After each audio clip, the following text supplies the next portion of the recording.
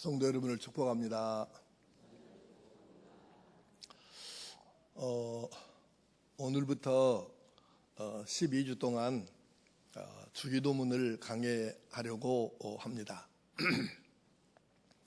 젊은 사람들은 누군지 모르는 경우도 있을 수 있겠으나 한경직 목사님을 모르는 분은 아마 거의 없겠죠. 워낙 유명한 분이고 우리 한국교회에서는 목사 그러면 아주 그냥 그 표상처럼 우리가 존경하는 그런 이제 어른이셨죠. 근데 이 어른께서 영락교회를 섬기실 때에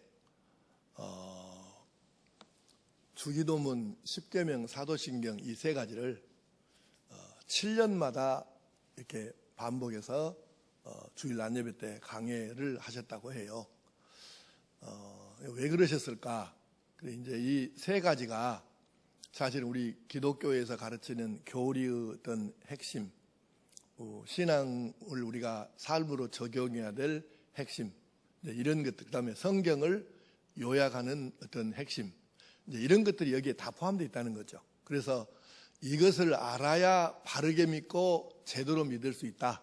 이런 차원에서 이 세 가지를 7년마다 강해 설교를 하셨다는데, 그 기간이 시기는 언제냐면 우리 교회력을 보면 교회력은 대강절부터 시작이 되는데, 그리고 이제 부활절기가 지나고 오순절기가 오잖아요. 성령 강림절이 오순절입니다. 그러면 이 성령 강림 주일, 성령 강림절 그날부터 24주에서 26주가 오순절기예요. 왜 정해져 있지 않고 24주에서 6주냐 그러면 부활절이 며칠에 들어있느냐에 따라 가지고 오순절 기간이 조금 한 두세 주가 늘어날 수 있고 줄어들 수도 있고 그래요. 그래서 이제 어쨌든 그 기간 동안을 기독교에서는 전통적으로 이제 성도들을 훈련시키는 그런 집중 기간으로 삼아서 지금까지 해왔어요. 그 우리 기독교 이제 역사입니다. 그래서 한 목사님이 오순절 기간 동안에 이 주기도문, 십계명, 사도신경을 강의하셨는데, 사실 저는 이제 물론 그 부분을 인정을 하고 존중을 하는데, 이제 항상 설교 시간이 짧아갖고 지금 준비한 설교를 못 하고 내려가는 사람이다 보니까 지금 그거 아니라도 지금 설교할 게 너무 많아가지고 41년 동안에 제가 주일 낮예배 때 강의를 한 번밖에 못 한 거예요. 주기도문, 십계명, 사도신경 강의를 하긴 했는데 41년 동안 저는 이 강단에서 주일 낮예배 때 한 번밖에 못 한 거예요. 그래서 이제 은퇴를 앞둔 시기에 한 번쯤은 이 강의를 하면서 신앙생활을 전반에 대해서 조금 한번 정리를 좀 해야 필요가 있겠다 싶어서 주기도문 강의를 하려고 그렇게 마음을 먹었습니다. 이제 제가 지금 길게 해봐야 여름 3번 남아 있습니다. 금년하고 오순절이 3번 남아 있어요. 금년하고 내년하고 그 다음에인데, 이제 후임이 결정이 빨리 되면 내가 내년 언젠가부터는 설교를 안 하려고 생각을 해요. 후임에게. 그때는 완전한 후임은 아니고 동사 목사인데, 그리고 이제 강단권과 행정권을 넘기고 내가 명목상의 당회장권만 갖고 있으려고 생각을 하고, 그리고 이제 은퇴 시기가 오면 그때 이제 은퇴식만 하고 물러나려고 생각을 합니다. 그러면 잘하면 내가 내년 여름까지 설교를 할 수도 있고, 아마 뭐 그런 정도 상황이 됩니다. 근데 이제 지금 갈등이 생기는 게, 요즘 신천지에서 뿌리는 유인물을 보니까 지난 수요일인가요? 제가 얘기를 했죠. 광고 그 전단지 보여주면서 요한계시록은 자기들밖에 못 푼다. 일반 교회에서 요한계시록을 못 푸는 것은 목사들이 요한계시록을 모르니까 그렇다. 그래서 가짜 목사다. 지그들만 진짜다. 이런 사기 같은 소리를 계속 이렇게 뿌려대니까 내가 거기에 휘둘릴 일은 없으나 교인들 입장은 내 입장하고 좀 다를 것이고요. 그래서 내년 오순절 기간을 이용해서 한 6개월 동안 이 요한계시록 강의를 해보는 것이 좋을까 이런 지금 생각도 하고 있어요. 최종 결정하는 건 아니고. 그래서 좀 그쪽으로 마음이 상당히 기울고는 있습니다. 근데 사실은 요한계시록이 굉장히 쉬운 책이고 단순한 책인데 얘가 무슨 엄청난 비밀이 있는 것처럼 직통계시를 받아야 해석할 수 있는 것처럼 이렇게 사기를 치고 성도들을 미혹해 가니까 이걸 좀 바르게 풀어줘야 될 필요는 있다는 생각은 들어요. 그래서 좀 기도하면서 좀 생각해 보고 일단 결정을 하겠습니다. 그래서 일단 우선은 금년에는 주기도문 강해를 하도록 하겠습니다. 자, 여러분, 주기도문이라는 말 자체는 주기도문, 주님께서 가르쳐 주신 기도문이라는 뜻이에요. 그러니까 단순히 주기도문 그러면 이게 좀 이해가 어렵습니다. 근데 예수님께서 우리에게 가르쳐 주신 기도문, 너희들 이렇게 기도하면 좋아해? 그렇게 하시면서 이렇게 한번 해봐. 그리고 가르쳐 주신 기도, 이러면 쉽잖아요. 이게 원뜻이에요. 그러니까 우리가 정상적으로 말할 때는 이렇게 해야 됩니다.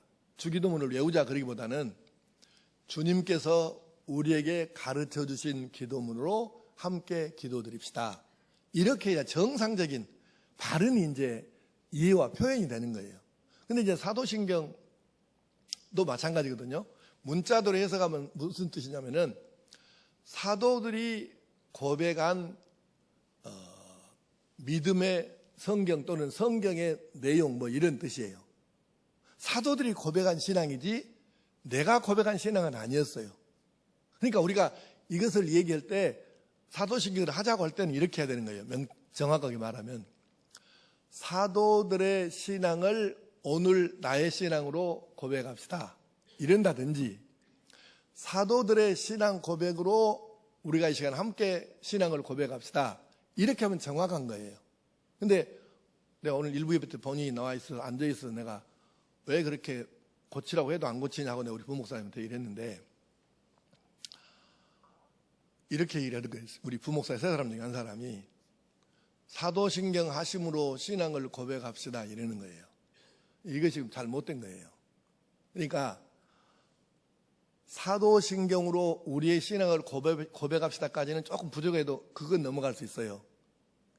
근데 이게 명칭을 잘 생각을 하셔야 돼. 그래야 사도신경이 뭔지를 이해를 잘하는 거니까. 사도들이 먼저 성경을 요약해서 자기들이 믿는 내용을 간추려가지고 하나를 만들었어요. 그리고는 우리는 이것을 믿습니다고 고백한 것이 사도들의 신앙 고백, 사도신경이에요. 그러니까 사도들의 신앙을 나의 신앙으로 함께 고백합시다. 이렇게 하면 정확한 게 되잖아요. 그러니까 주기도문도 같은 이치라 그 말이에요. 그리고 이 주기도문이 뭔 뜻인가를 명백하게 먼저 이해를 해야 됩니다. 예수님께서 우리에게 너희들이 이렇게 기도해야 돼. 이렇게 기도하면 좋아. 그렇게 말씀하시면서 가르쳐 주신 게 바로 이 주기도문이라고 부르는 거예요. 그러니까 예수님께서 가르쳐 주신 기도문이잖아요. 우리가 이걸 먼저 전제로 하고, 그런데 우리가 지금까지 알아본 모든 기도문 중에는 기도문이 세상에 수없이 많습니다. 성 프란시스의 기도문도 우리가 알잖아요. 평화를 위한 기도. 아주 참 좋은 기도잖아요. 그런데 수도 없이 많은 기도문이 이 땅에 세상에 나돌지만 예수님께서 가르쳐 주신 기도문만큼 완벽하고 다 갖춰지고 이런 기도문이 없어요. 최고의 기도문이에요. 그런데 문제는 오늘날 사람들이 최고의 기도문을 가지고 기도하는 것이 아니라 주문 외우듯이 외우는 것으로 끝난다는 거예요. 뭔 뜻인지도 모르고. 그래서 문제가 되는 거예요. 자, 질문하겠습니다. 내가 두 가지를 질문하겠는데, 첫째 질문. 나는 개인 기도가 됐든 통성 기도가 됐든 뭔 기도가 됐든 기도할 때 나도 모르게 눈물이 나와갖고 울어본 적이 있다는 사람 손 들어봐. 내리시고.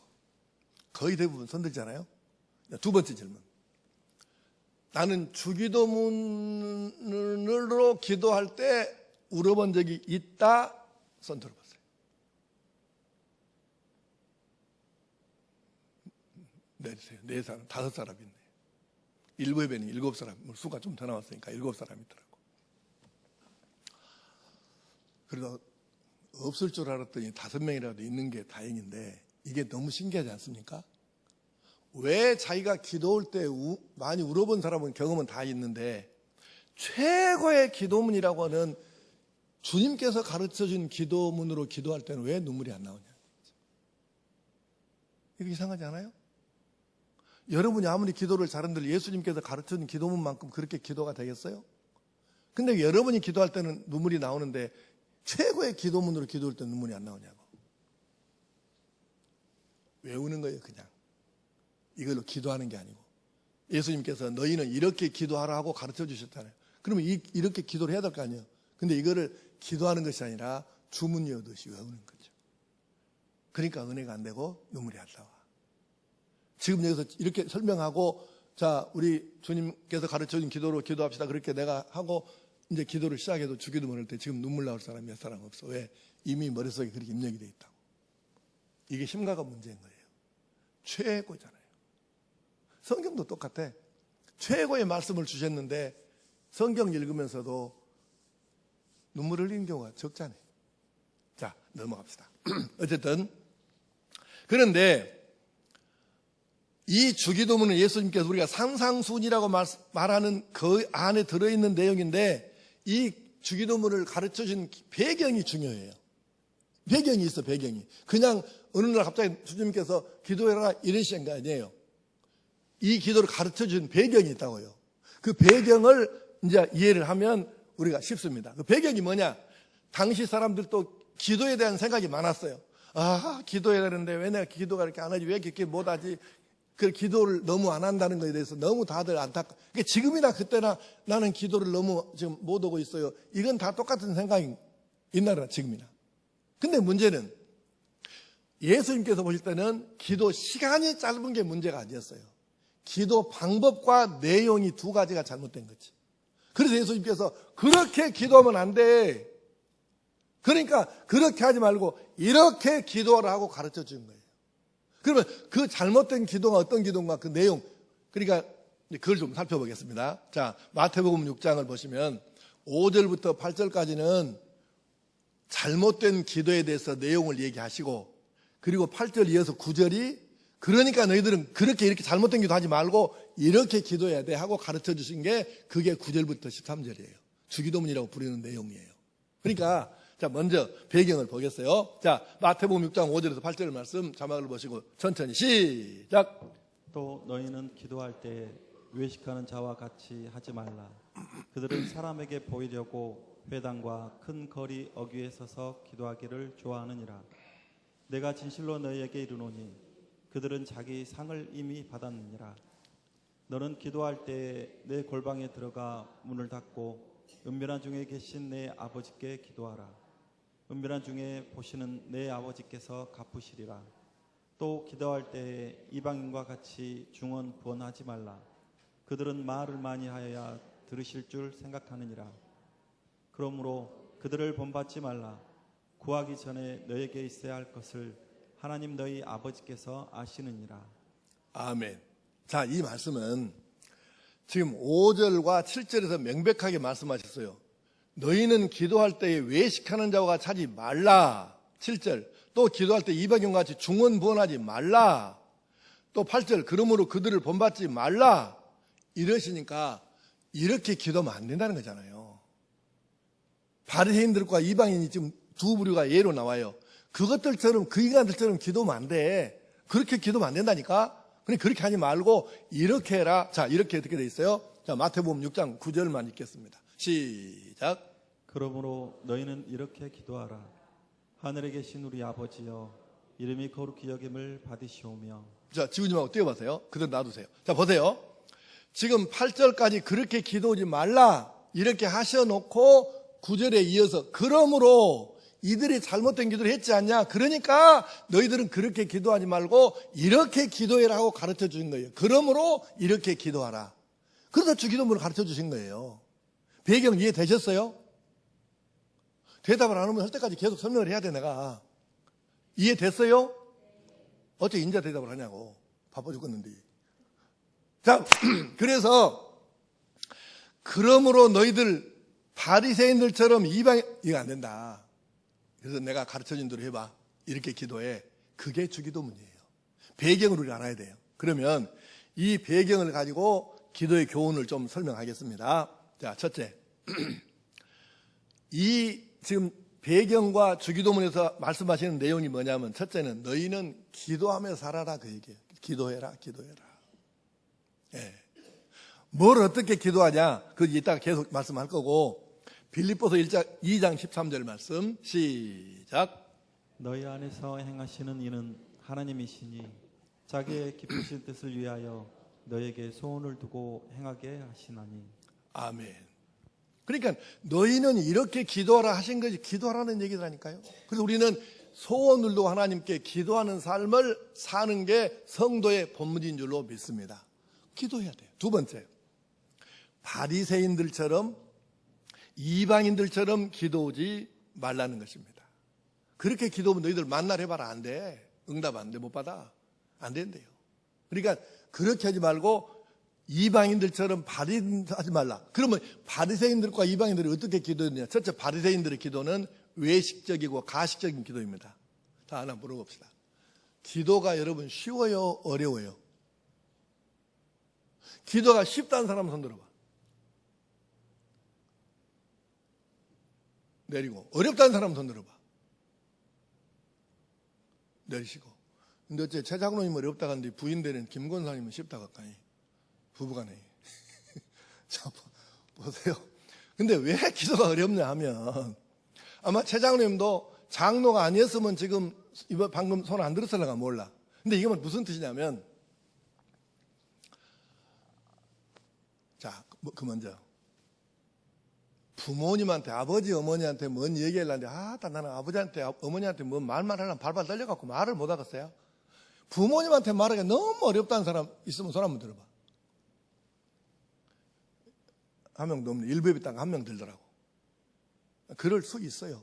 어떤 그 부모와의 특별한 관계가 어렸을 때부터 그런 뭐가 남아있으면 그럴 가능성도 있기는 해. 근데 어쨌든 부모님한테 말할 때는 그냥 스스럼없이 그냥 뭐 했잖아요. 아버지, 어머니 이러잖아요. 아마. 그러면 얘기 안 되잖아요. 근데 왜 우리가 이 기도가 어렵다고 느끼냐면 자식이 부모한테 해답게 안 한다는 거예요. 다시 말하면 기도할 때 하나님 아무도 없고 하나님하고 나하고 둘이만 있으면 그렇게 안 할 거예요. 그런데 대표 기도하면 왜 어렵냐면 교인들이 적어야 100명, 많으면 몇백 명이 듣고 있잖아요. 이놈의 기 죽는 거예요. 그 말은 뭔 뜻이에요? 하나님한테 하는 거야. 실제로 형식은 하나님께 드리는 기도인데 실제 내용 자체가 사람한테 하고 있다는 걸 자기가 의식을 하니까 사람 때문에 기도가 안 되는 거예요. 그래서 기도가 어려운 거예요. 아니 부모님한테 하는데 근데 실제로 그렇게 돼. 부모님한테 얘기를 하려고 할 때 옆에 사람들이 많이 듣고 있으면 아무래도 조금 경직돼. 그래가지고 조금 예의를 갖춰서 말하잖아요. 그죠? 비슷한 이치요. 그래서 우리의 이 마음을 고쳐먹어야 되는데 대표 기도를 할 때도 그냥 사람들 의식하지 말고 나하고 하나님, 내가 아버지한테 지금 할 얘기 하고 싶은 얘기 한다. 이렇게 생각하면 되는 거거든요. 근데 우리가 그 생각을 안 하고 듣는 사람들 생각을 하니까 그래서 바리새인들이 그것 때문에 거룩하시고 전지전능하시며 무소부재하시고 이렇게 하니까 기도가 사람들을 들을 때는 그것이 좋게 들리려고 안 들리려고 모르지만 그건 기도가 아니죠. 어떻게 그 기도가 되었어. 그래서 바리새인들은 외식과 가식에 있는 겁니다. 하나님 들으시라고 하는 기도가 아니라 사람들 앞에 와 대단하네 저 사람 이 말 듣고 싶어 갖고 그래서 시장터에 나가서 기도하고 사거리 요즘에는 사거리에서 기도하면 차에 깔려주고 그런데 그 당시에는 차가 없잖아요. 그래서 사거리에서 기도해도 괜찮아. 그래서 사거리에서 기도하고 회당에 사람들 많이 모이는 시간에 일부러 그때 그 시간에 가갖고 아버지 이렇게 그게 뭐 하는 짓이냐 이게. 그 기도가 아니에요 그거는.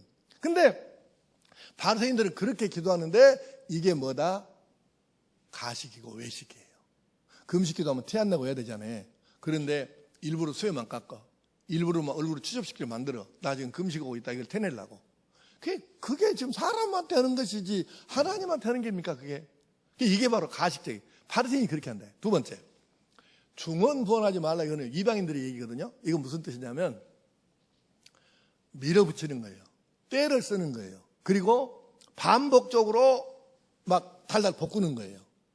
이게 무슨 얘기냐면, 자, 여러분, 하나님께서 들어주실 마음이 없었는데 이 사람이 하도 날마다 같은 내용으로 막 달달달 볶아대니까 알았어, 아이, 참, 이렇게 기도를 응답해 주시는 분인가.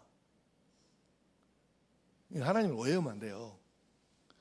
만약에 하나님의 어떤 감정이나 지능이 사람하고 똑같은 수준이라 하면 날마다 귀찮게 달달 볶아불면 하나님이 귀찮으니까 성가셔갖고 알았어 이렇게 기도 응답해 주려면 모르지만, 아니, 여러분 생각에 하나님이 그런 수준입니까? 우리 하나님이?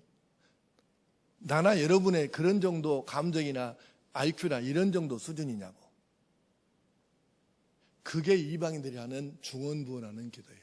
반복적으로 그렇게 기도하지 말라는 거예요. 그래서 이 바리새인들처럼 이방인들처럼 기도하지 말라.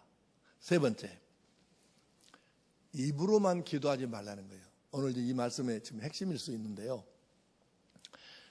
이 바리새인들의 기도, 우상 숭배자들인 이방인들의 기도의 특징이 뭐냐면 입으로만 기도하고 삶은 기도와 상관이 없어요. 사는 것은 아주 그냥 개떡같이 살아요. 하나님 안 믿는 사람하고 차이가 없어. 그런데 기도할 때만 입으로만 하는 거예요. 예를 쉽게 들어봅시다. 마피아 영화, 예를 들면 대부 1, 2, 3 마피아 영화 있잖아요. 그거 보면 마피아들이 잔인하게 총을 쏴가 사람들을 막 그냥 뭐 벌레 죽이듯이 사람을 죽이잖아요. 왜 어떻게 뭐 영화니까 그렇지만 실제로 마피아들이 그렇게 또 했어요, 실제로. 그러니까 알 카포네가 시카고에서 활약하던 그 시절에 그 전기를 읽어보니까, 신문에 나온 거 전기 이걸 편집한 걸 읽어보니까 영화보다 훨씬 잔인해요. 대부보다 훨씬 잔인합니다. 근데 많은 그 마피아들이 엄청 많잖아요, 영화들이.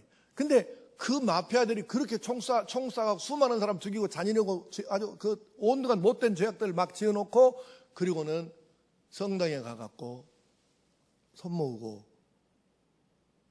마이 파더 그러고 기도해. 나는 궁금한 게, 그놈들이 그렇게 총 쏴서 사람들을 파리목숨 죽이듯이 죽이고 온갖 못된 짓거리 다 한 놈들이 그 성당에 나가갖고 마이 파더, 그래서 그게 뭔 기도를 할까, 내용이. 그게 복받을, 아무리 복을 달라고 기도했어 봤자 그렇게 죄짓고 그렇게 사람을 벌레 죽이듯이 죽이는 놈들이 하나님께 복을 받겠습니까? 이것이 바리새인의 기도하고 이방인의 기도라는 거예요. 기도 내용하고 삶이 아무 상관이 없어요. 기도했으면 기도가 응답될 수 있는 삶을 내가 삶으로 뒷받침해 살아야 되는데 이게 안 된다는 얘기죠. 예를 들어서, 자, 공무원 시험, 대입, 수능고사, 뭐 자격 시험, 이런 걸 시험을 보는 사람이 있습니다. 앞에 두고 이제 시험 준비를 해요. 그러면 기도하겠죠, 하나님 믿는 사람이라면. 하나님 아버지, 제가 이번에 좀 시험에 합격하게 해주시라든가 좋은 성적을 내게 해주시라든가 기도하겠잖아요. 그런데 그래 놓고 기도가 이제 끝났으면 밖에 나갔고는, 예배당에서 기도했으면 밖에 나갔고는 이 사람이 뭘 해야 되겠어요? 시험 보는 사람이 시험 잘 보기 전에 기도했다니까? 그러면 기도 끝나고 나서 뭘 해야 되겠어요? 공부를 왜 해요? 하나님한테 이미 기도해버렸는데, 하나님 합격시켜 주세요, 시험 잘 보기 위해서 기도해버렸는데 몰라 공부를 왜 해? 하나님 알아서 해줄 건데. 그러죠? 대답을 왜 안 해? 그러죠? 아니에요.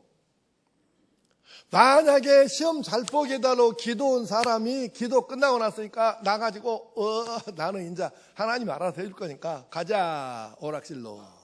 그래갖고 전자오락실에서 다다다다다 하고 이렇게 놀고 있으면 그 사람은 떨어지는 게 정상이지 어떻게 붙는 게 정상이겠어요?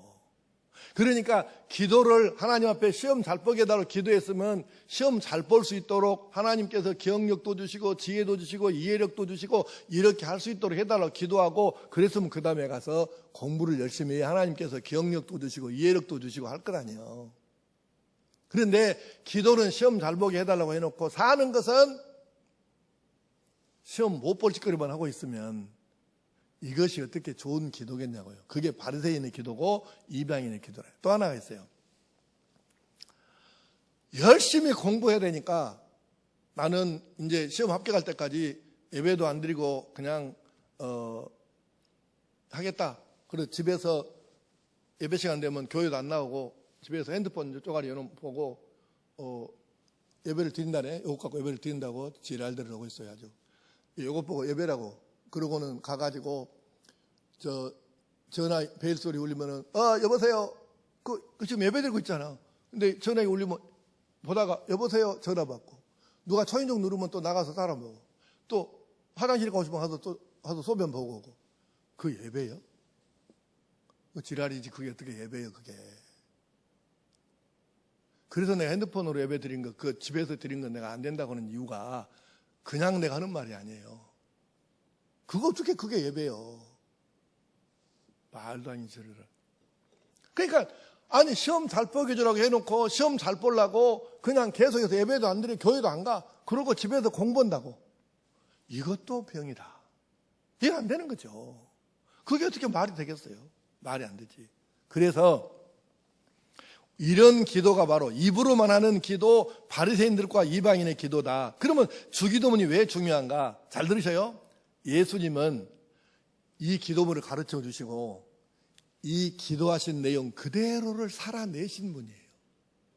주님께서 가르치신 이 기도를 우리에게 알려주시고 가르쳐 주시고는 그 기도대로 사신 거예요. 예수님이. 그래서 이 기도문이 중요한 거예요. 왜 바리새인의 기도는 나쁜가? 삶은 없고 입으로만 하는 기도예요. 입으로만 하는 기도. 삶이 없어. 이 사람들 기도는 되게 많이 해요. 아주 길게 해요. 아니 그렇게 해봤자, 길게 하고 많이 기도해봤자 하나님 아버지 이 땅에 굶어 죽는 사람 얻게 해주시고, 그렇게 기도해놓고 기도 끝나고 나가서 길거리를 나갔는데 그렇게 나가서 구걸 얻는 사람이 있어요. 근데 그 사람 보면서 1,000원짜리 돈 하나 안 놔두고 그냥 걸어간 사람이 기도할 때 입으로만 하나님 아버지 이 땅에 어려운 사람, 굶어 죽는 사람 얻게 해주시고, 그러면 그 기도하고 그 가난해서 먹고 살기 힘들어서 길바닥에서 구걸한 사람들한테 1,000원짜리 한다도 안 주고, 돈이 없으면 모르지만 있는데도 안 주고 지나갔다면 그 기도하고 그 사람 걸어가는 이거라고 맞냐고. 하나님 그 사람 기도 응답해 주시겠습니까? 여러분이 하나님이라면 그런 기도 아무리 길게 한들 많이 한들 오래 한들 청산 유수같이 한들 그거 들어주겠어요? 여러분이 하나님은 들어주겠어요? 이게 아니라는 거죠. 그래서 하나님께 이거 아주 싫어하셔요. 복 달라고 기도는 하는데 복 받을 일, 하나님을 감동시키실, 하나님께서 감동받으실 일은 안 해요. 그게 바리새인 스타일의 기도예요. 우리는 따라합시다. 바리새인 스타일. 이거 하면 안 되는 거예요. 우리는 바리새인 스타일 버리고 예수님의 스타일로, 기도 내용도로 사는 예수님의 스타일로 기도하면서 살아야 할 줄로 믿습니다. 예수님 스타일로. 네 번째, 그럼 우리가 어떻게 기도해야 되나? 이렇게 기도하면 응답해 주신다는 거예요. 이렇게 기도하라. 주님 그렇게 말씀하셨잖아요. 마태복음 6장 9절 시작 읽읍시다. 시작. 그러므로 너희는 이렇게 기도하라. 그래요. 이렇게 기도하라. 이게 무슨 뜻일까? 굉장히 심오한 의미가 이게 담겨 있는 거예요. 이렇게 기도하라. 자, 아주 쉽게 풀겠습니다.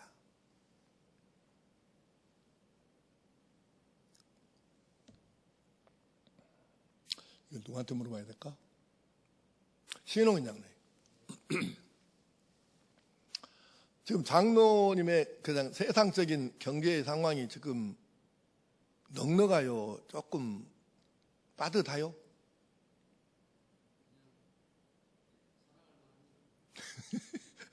대답하기가 좀 난처해. 이제 그걸 좀 물어볼게.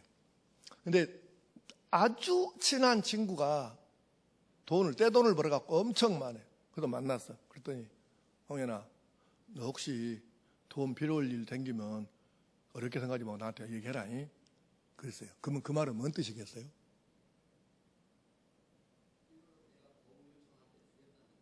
그러죠. 그 말이잖아요. 부모가 자기 자식한테 아야, 너 고생하지 말고 돈 필요할 때는 언제나 이야기해라. 이렇게 얘기하면 그 뭔 뜻이에요? 부모가 뭔 뜻으로 한 얘기예요? 주겠다는 거잖아요. 말해라 이놈아. 고생하지 말고 말해 필요할 때 주겠다는 얘기지. 근데 예수님께서, 하나님이신 예수님께서 너희는 이렇게 기도하라 하셨으면 무슨 뜻이라고? 응답하시겠다는 얘기죠. 이 원리를 알고 기도해야 된다. 그 대신에 지금 그동안 배경을 지금 계속 말씀하고 있는데, 기도의 방법과 내용만 바로 되면 때 쓴다고 응답해주고 때 안 쓴다고 응답 안 해주고 나 그런 하나님 아니다. 너희들 이렇게 기도해 내가 응답해 줄게. 지금 그 얘기예요. 너희는 이렇게 기도하라. 그 말씀 속에는 우리가 부모가 자식에게 너 필요할 때 이놈아 얘기 어렵게 생각하지 말고 내가 네 예비 아니냐. 너는 내 아들 아니야 이놈아. 이게 뭔 얘기예요? 말만 하면 준다는 얘기잖아. 예수님께 다시 말씀이 바로 이 뜻이에요. 너희는 이렇게 기도하라. 그 얘기가 바로 그 뜻이에요. 그러니까 우리가 기도의 방법과 내용만 예수님께서 가르쳐 준 대로 바로 하면 응답해 주시겠다고 약속하셨으니까 얼마나 큰 은혜입니까, 이 자체가. 그러니까 주기도문은 시작 자체부터가 이게 엄청난 은혜로 지금 시작을 하는 거예요. 아멘. 그냥 집에 가서라도 하시죠. 생각나면 하면. 자, 여기까지가 오늘 이제 배경에 대한 말씀이고 이제 본론에 들어가야 되는데, 여러분이 생각할 때 인자 본론 들어간다고? 12시까지 한다고? 이를 걱정이 생길 사람이 있겠죠. 걱정 안 하셔도 됩니다. 자, 오늘은 첫 문장이 이렇게 돼 있잖아요. 6장 9절에 한번 다시 읽겠습니다. 시작. 그러므로 너희는 이렇게 기도하라.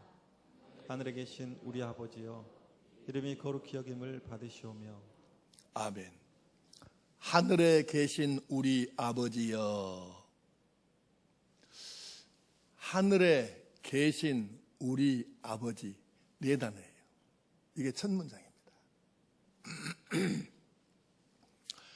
이게 정말 심오해요.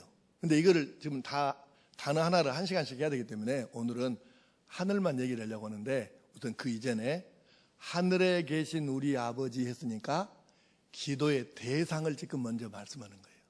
우리가 기도할 대상, 누구에게 기도해야 되냐? 하늘에 계신 하나님 아버지다.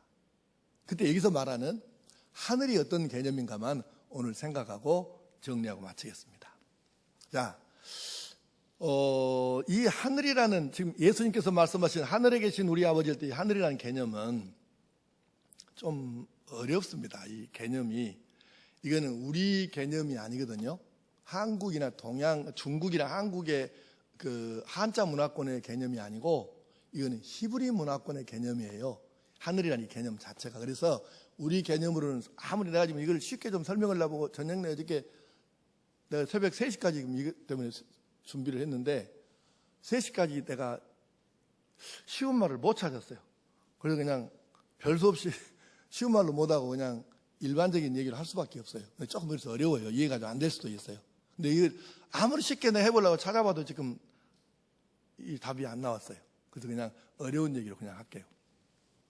물론 일부의 성도들에게는 안 어려운 얘기지만, 자, 이것은 이 하늘, 여기서 말하는 하늘은 하나님의 보좌가 있는 곳이고 우주의 중심을 의미하고 영혼과 천사들이 거하는 곳입니다.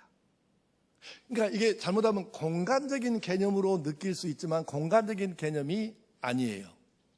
그보다는 오히려 하나님의 통치가 100% 이루어지고 있다는 개념이 더 강한 단어예요.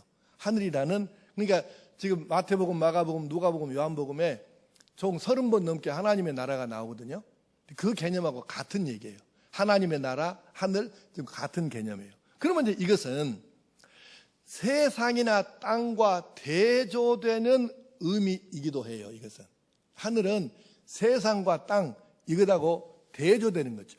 그러면서 이것은 하나님의 능력과 하나님의 영광과 하나님의 거룩성을 의미하기도 합니다. 좀 어렵죠? 근데 이걸 내가 쉽게 표현할 방법이 별로 없어지면 이렇게 할 수밖에 없는 거예요. 이해 좀 해주시고. 근데 이거는 또 조금 더 표현하면 이 하늘은 천문학적, 물리학적 이런 공간 개념이 아니에요.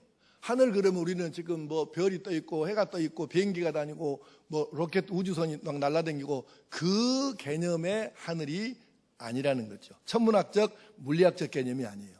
오히려 시간과 공간의 제한을 받지 않는 거룩한 하나님만의 공간입니다. 근데 이걸 성경이 어떻게 표현했는지를 좀 한번 살펴보겠습니다. 아마 지금까지 설명한 것보다는 성경 구절 읽는 것이 오히려 이해가 더 빠를 것 같아요. 읽어보겠어요. 자, 먼저는 오늘 구약성경 본문이었는데 시편 115편 3절 말씀 시작. 오직 우리 하나님은 하늘에 계셔서 원하시는 모든 것을 행하신다이다. 아멘. 우리 하나님은 하늘에 계셔서 원하시는 모든 것을 행하셨다. 두 번째 시편 11편 4절 말씀 시작.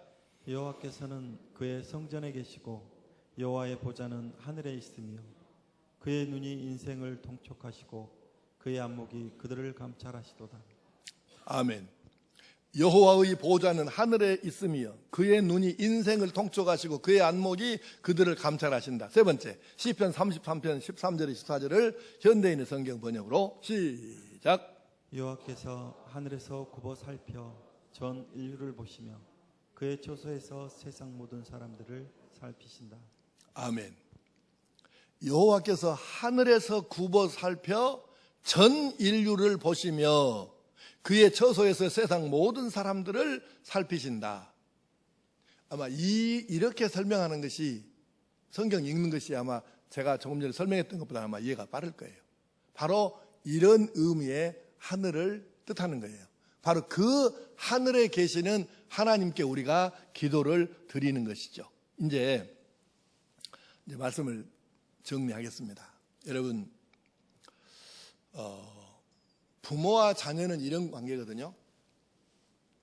자식이 부모한테 뭘 달라고 하더라도 그냥 쉽게 이야기하잖아요. 지금 내가 웬만하면 손지 얘기는 안 하는 사람인데 자랑하는 얘기가 아니니까 오늘 조금 할게요. 지금 우리 외손녀가 와 있거든요, 집에가. 근데 확실히 할아버지 할머니 조부모 밑에서 큰 놈 새끼들이 버리장머리가 없게는 생겼더만. 내 새끼 같으면 이놈! 그러고 종아리를 해초를 때리더니 뭔 손을 내갔는데 차마 그건 못하겠구만. 손지한테는 못하겠구만 그게. 그러니까 이제 이놈이 또 그걸 알아. 할애비한테 해봐야 혼 안 내고 그냥 웬만하면 들어준다는 걸 아니까 막 버텨문 게. 그래서 아무리 지가 어려운 걸 얘기해도요 아무 저기가 없어. 할아버지, 응, 왜? 이거 줘. 당당합니다, 너무. 근데 또 그 할아버지는 소가지 없이 또 오냐 그래.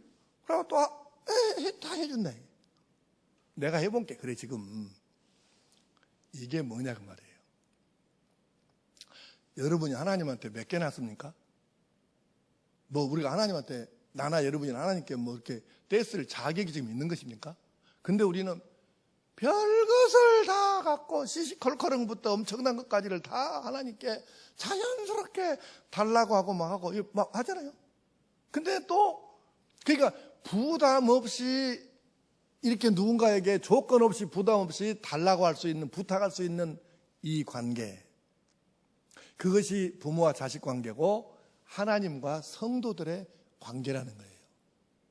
우리가 이것을 뭐라고 하냐면은 사랑의 관계라 하는 거예요.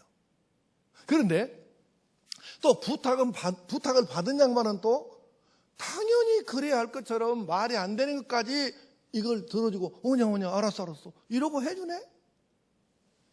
이것을 은혜라고 그래요. 은혜 또는 은총. 그러니까 우리가 하나님께 조건 없이 부담 없이 기도할 수 있는 이 관계가 사랑의 관계이고, 근데 하나님은 또 당연한 것처럼 우리에게 그걸 응답해 주시네. 이것을 은혜와 은총이라고 해요. 그러니까 하나님과 우리 사이가 지금 그런 관계가 돼 있고 우리는 그 은혜와 은총으로 지금 살고 있는 것이죠. 그 속에서 뭐가 이루어지느냐? 대화, 기도가 가운데 들어있다 그 말이에요. 그래서 하늘에 계신 그 하나님, 우리가 방법과 내용만 이 하나님 원칙에 맞으면 두말 없이 때 안 써도 응답해 주시는 이 좋으신 하나님, 하늘에 계신 하나님, 바로 그 하나님께 우리가 믿음으로 기도해서 기도하는 것마다 응답받고 그 은혜로 평생을 살아가는 하나님의 사람 될 수 있기를 간절히 축복합니다.